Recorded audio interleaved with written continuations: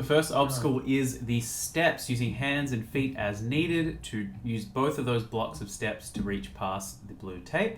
Using hands only on the hooks, the black sections of the hooks only.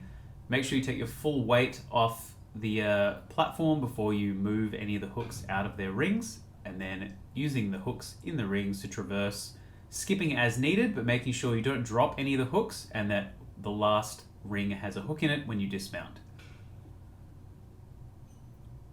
The next obstacle is going to be the swinging pipes, using hands and feet on the pipes as needed without grabbing over the top of the pipes and then dismounting past the tape.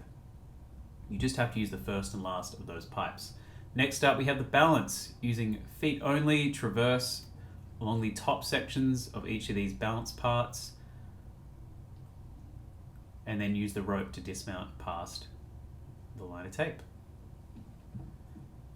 Next up, we have the ring toss, using hands on the rings only.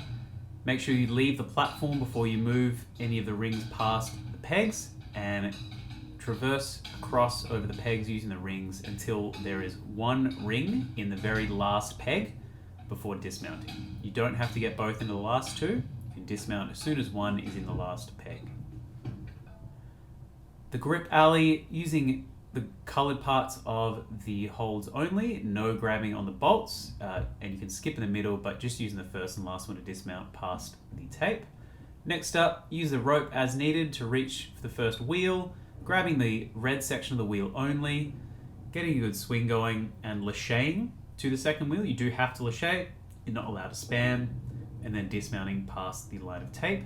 Make sure you're fully clear, and finally, going up the warp wall all the way to the top and pulling yourself over the top. And then ring the bell to end your run. You get 3 attempts, and your best attempt is the one that counts.